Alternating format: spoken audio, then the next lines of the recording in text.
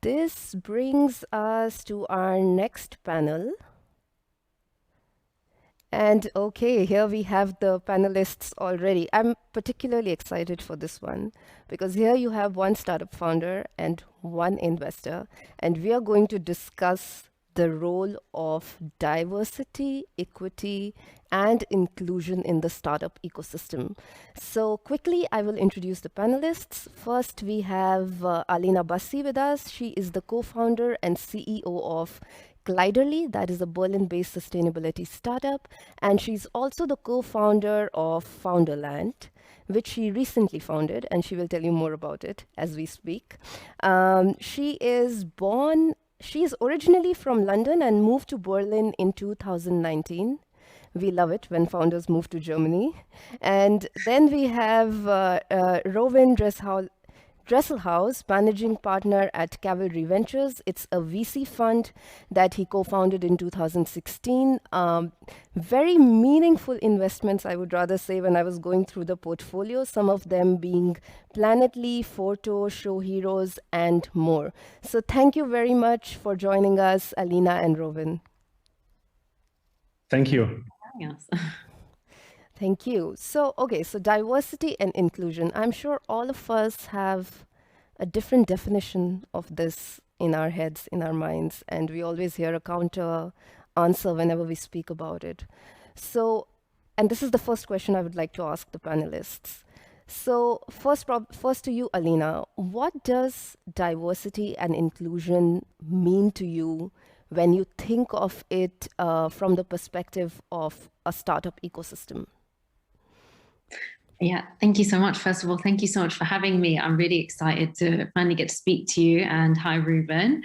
Great to speak to you too. For me, from the startup ecosystem, I see diversity in multiple lenses. So diversity, not just in gender, but in terms of ethnicity, education, sexual orientation, religion, and background. I think there's so many different facets to diversity. And so to me, a real diverse startup ecosystem has people from all different walks of life coming together to create a diverse ecosystem. And Rowan, to you, how would you describe diversity and inclusion?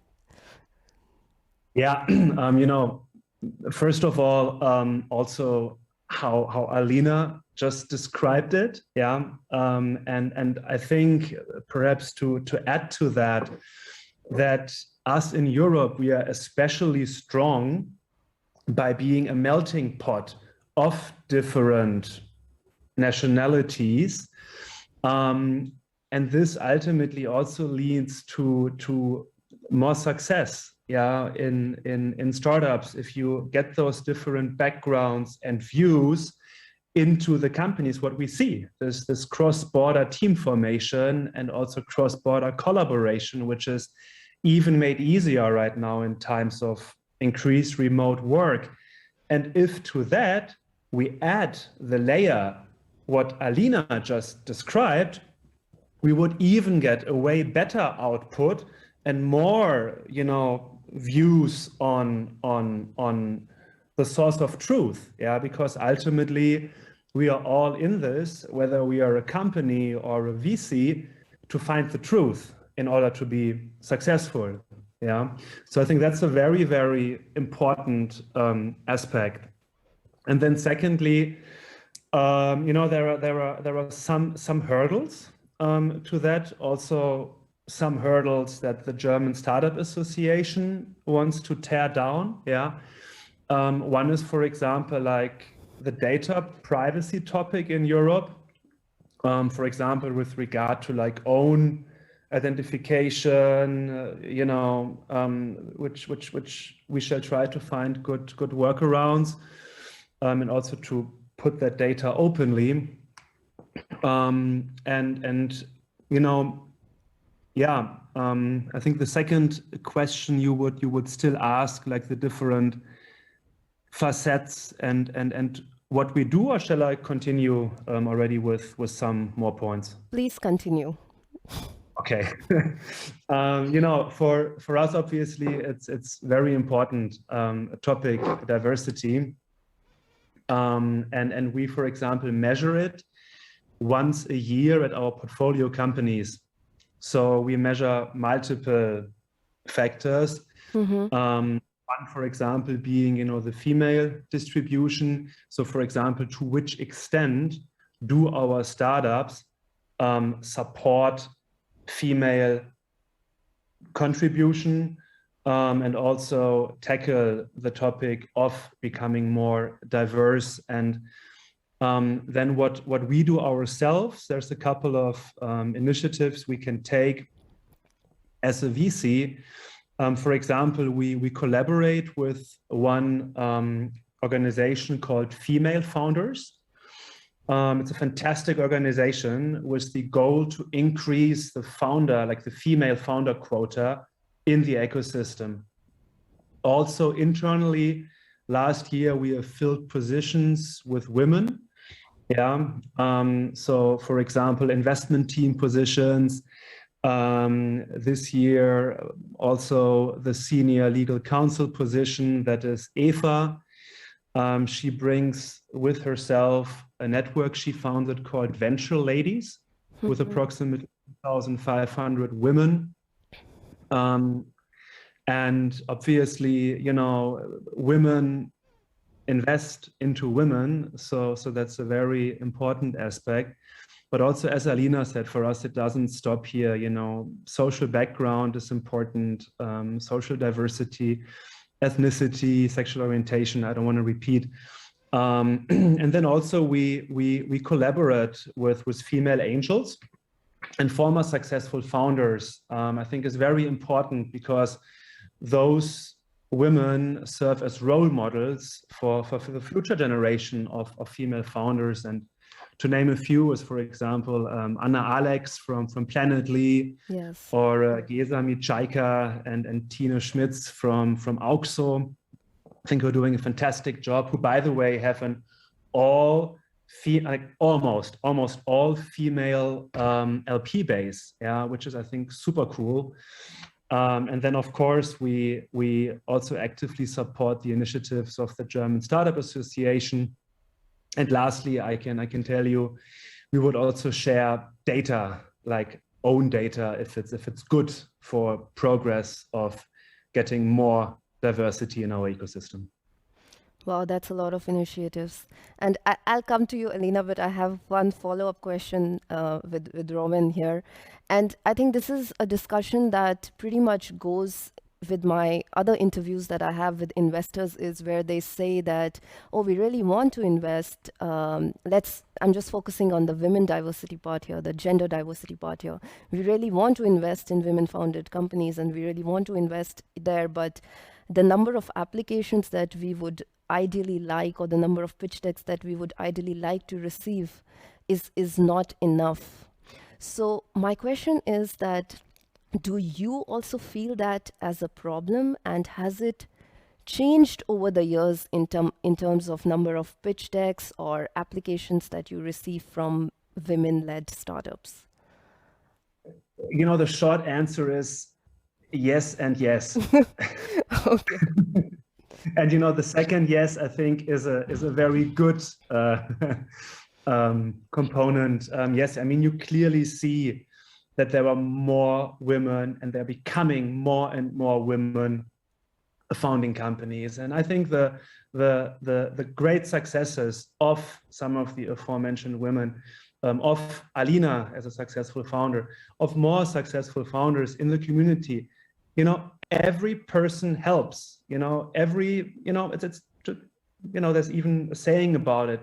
One person can change the world, and if we just believe that, and then we will continue with that change, of course. And I think that's part of the last question for today, where you're also asking, a bit on like how, for example, like 3 tips how to better build a diverse startup ecosystem. I want to save this part of the answer for that question.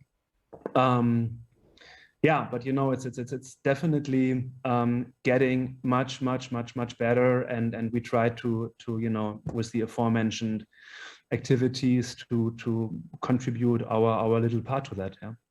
Thank you, Rowan. So glad to hear positive news. And also, please treat it as a call for applications from Rowan for all women founders who are attending Indo-German Startup Week today.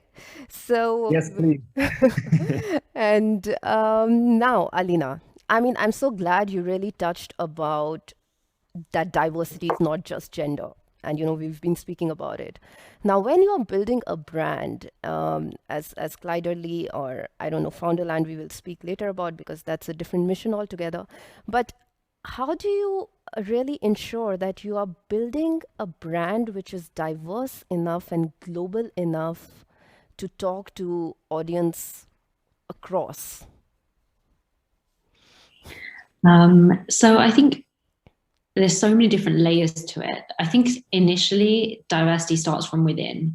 So if the organization itself is diverse, then I think that's the biggest win you can have. So I'm really proud to say that our team has actually 75% people from BIPOC people. That's really important, because that then ensures that everything from the language that we use is inclusive to the imagery that we will be shooting or have shot so far.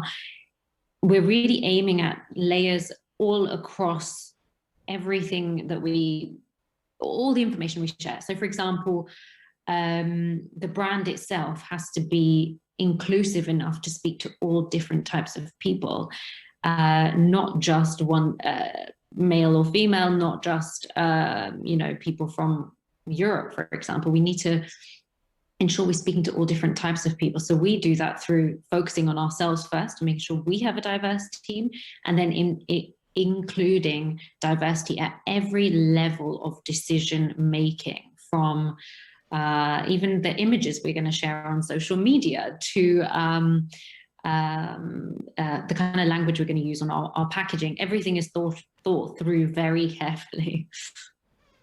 Yeah. And I think this is also something that founders realize at a very late stage. And there have been, you know, case studies where, wouldn't take names, companies have really faced the backlash by advertising that was not diverse enough. And then they realize it's too late, and you know, the damage is already done. So glad to know that Clyderly is doing this right from the beginning. Yeah, maybe also to add to that, you know, I've seen organizations where their ad campaigns can be extremely diverse, but if you look at their team itself, it's not diverse at all. So in my opinion, that's diversity washing, you know, showing, like, using tokens and using them in your branding, but you don't employ those people. So it's important to me that actually it starts at the company first, and then you get the message you share with the outside world. Yeah, that's a fair point. So, I mean, that's where ideas come from, the team.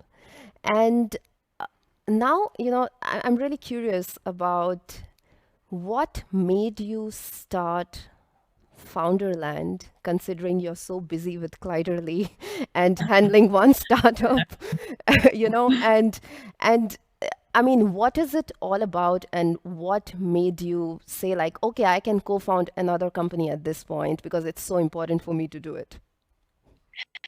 Yeah, absolutely. I think if I didn't have the intrinsic goal to actually do something different, I think it would be difficult to have two things going on at the same time. But basically, Founderland is leveling the playing field for women of color entrepreneurs. So any woman who has faced obstacles in her journey due to her ethnicity or race. And this really started actually as an idea from another founder, a friend of mine, Deborah Choi, who we both did the Google Female Founder Program together. And we really enjoyed the empowering essence of being part of such a strong network of female founders. But being a diverse entrepreneur or a woman of color, we had different barriers and obstacles in our journey that we really struggled to share with other people other than ourselves. So initially we were just looking for a community of founders who look like us and who go through similar struggles that we've all gone through to share the journey with. But we couldn't find one in Europe, so we decided to build it ourselves. And what we're really doing is getting all people from different parts of the ecosystem involved to get these women funded. Because the key thing that I think is the biggest problem in the startup ecosystem is the idea of warm introductions. And it's not, to get an investment, it's not as easy as applying on someone's website. You usually, and having spoken to a lot of investors now, they say, and I totally understand why, because they get so many applications, they will only take applications from warm introductions. But if you're someone of a completely diverse background, you will have so many degrees of separation. You don't tend to have any investors in your network. So how are you ever going to come across investors to get funded? And how are they ever going to come across you or your startup? And so you really need, that's the kind of the base problem we're trying to solve, is getting those, creating those networks where these women have the opportunity to speak to all the different types of investors that they would like to, and kind of breaking the barrier so that warm introductions are not necessarily needed, because we could facilitate those. So we have Rovin right here who could answer your question on are warm introductions above any other channel that you get a pitch deck, and is this a solution that, what does he think about for Founderland or a solution like this in the ecosystem? Yeah. First of all, I think what I just learned about Founderland, that sounds absolutely like the missing piece for the ecosystem. And very, very curious to learn more, Alina. Maybe we can do that in a separate chat. And we were ourselves a fund a couple of years ago who said, please reach out via an intro to us, because that was how we built the fund. We are a bit peculiar in a way that we have approximately 200 successful entrepreneurs as LPs in our fund, and they are an integral source of deal flow opportunities for us. So but and then they are, we try to make those more diverse. We are already somewhat diverse also in different communities, not only with women who are LPs, but also with regard to like sexual orientation, and definitely in regards to geographies, because they are our friends and friends of friends, and that we try to expand. But we changed, I think it was last year where we changed actually that now you don't need any more warm intro. That was for us the learning. We said, hey, we want to tear down the walls, exactly as you said, Alina. There is so much talent we would miss out on, even though having those 200 growing base of supporters. So right now on our website, there is just the hello@cavalry.vc, where we invite everybody to just come and talk to us. And I believe that's the way forward. Yeah, that and more. Absolutely. So that's good news, Alina, right?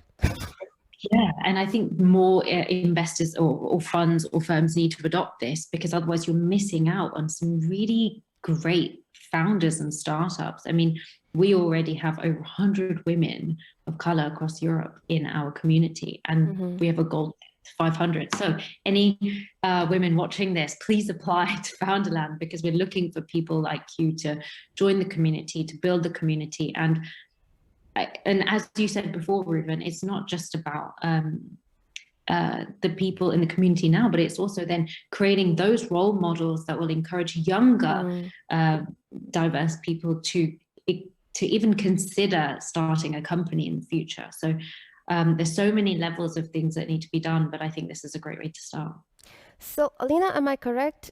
if I say that you are also doing the outreach for investors, or do you already have an existing ecosystem of investors where you can make these introductions? Just briefly, if you could explain that. I'm sure there'll be Q&As about that question, but I just want to understand that how does this platform work? Because yes, you have women of color in your community, or your diverse background, but where is the other side of investor community here? Yeah, we were really lucky, actually. Weirdly enough, when we started this, we had more investors apply than founders. Now it's evened out, actually, that now there's definitely way more founders than there are investors. But there are a lot of investors who want to support these women, whether that's, I mean, even if the fund doesn't align with the vertical, it could just be mentoring, it could just be reviewing of pitch decks. But we have so many different funds who have applied, many investors have applied, Gearza being one of them, as you mentioned, who want to diversify their pipelines and who also want to help these women. So we also have some potential partnerships, which I'll be able to talk about in a couple of weeks, but unfortunately I can't mention yet, with investors who really want to support us much further. So yeah, again, any investors listening, if they want to support Founderland, then also feel free to email me.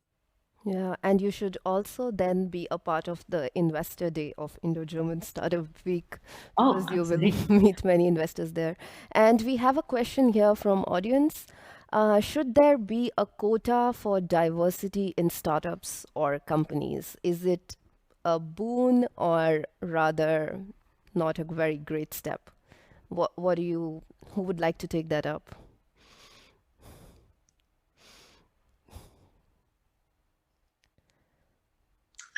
I think it's a difficult one.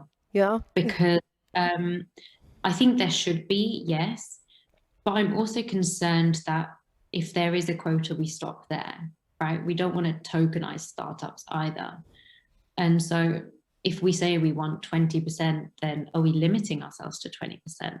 I think it's a good way to start, but it's not necessarily the best way to continue once that goal has reached, or we've reached that goal. I second that. You know, we should always continue to improve diversity as much as possible. Again, if we believe, and I think all of us here believe, and then we spread the word that we believe that more diversity is good, then let's just do it as much as we can. So it should be more of a natural effort than making it a compulsory effort. Yeah. Yeah. I think. Sorry. So I think Alina, you put it in really great words at the very beginning, where you said that at your company, it's ingrained. The diversity is ingrained. So if diversity is ingrained in more startups, I mean, the thought of adding more and more and reaping the benefits, and if it's ingrained in the VCs, then the consequence of getting a higher quota is just a natural result of the actions.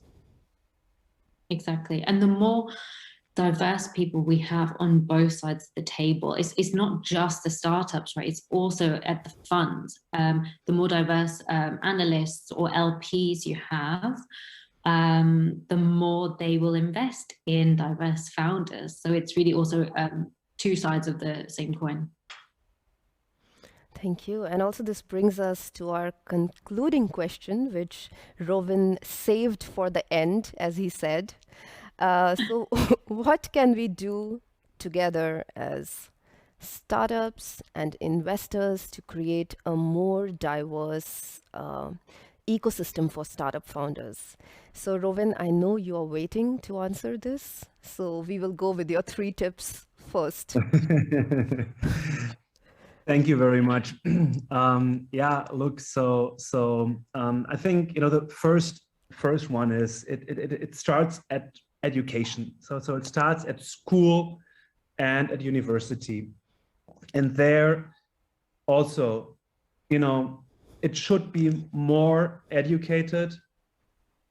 Women should be, and everybody with a diverse background should be more empowered and encouraged to go into the founder direction or the VC direction, whatever, the tech ecosystem direction. And then also practice. So I think it's a bi-directional way, you know, because education, you know, in this question here goes very close hand in hand with the real life. So if we then again get the female role models, and that's actually the second tip I have, get just more female role models, female founders out there, and then just as a standalone, but then connect those again to the educating institutions, then you can get this positive upward spiral that's self-fulfilling and fueling, yeah? And the last point, I think is as a VC specifically, we can contribute by adding a more diverse LP basis. So for those who don't know, it's limited partner.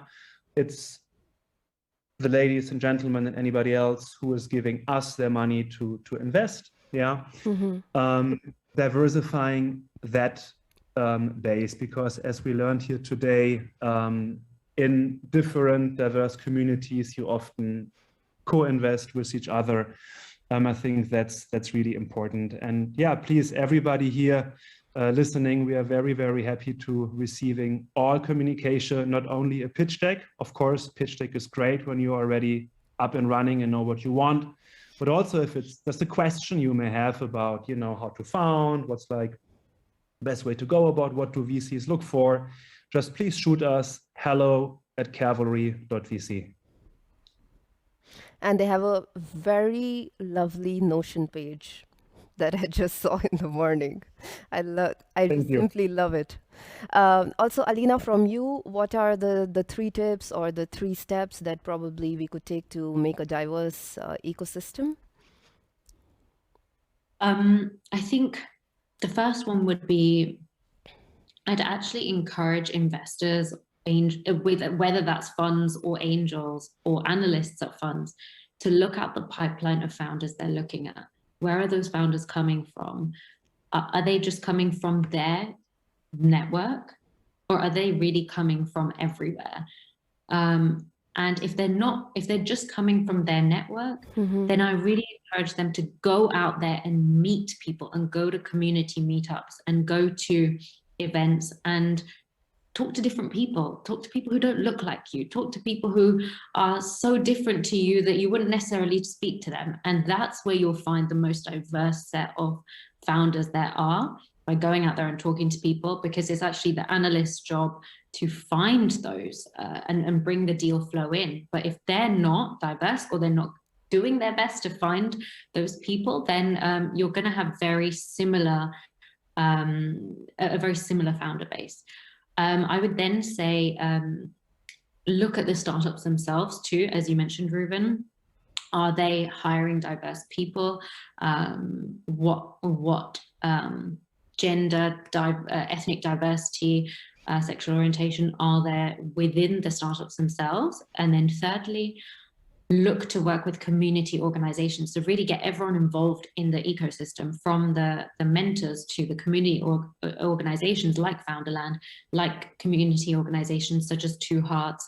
Get the investors on board, so that we're really creating a system where everyone is helping one another to really level the playing field for underrepresented founders. Wow. It's so nice to hear investor perspective and startup perspective in one panel, and I had so much fun. I wore my journalist cap and asked everything that I could. So thank you so much, Rowan and Alina, for joining us, and wish you all the best with your endeavors, finding a more diverse portfolio and creating a more diverse brand with Gliderly, and of course, Founderland, helping more diverse communities. Thank you so much, both of you. Thank you for having us. Yeah, thank you. Thank you very much for having us, and looking forward to connect, Alina.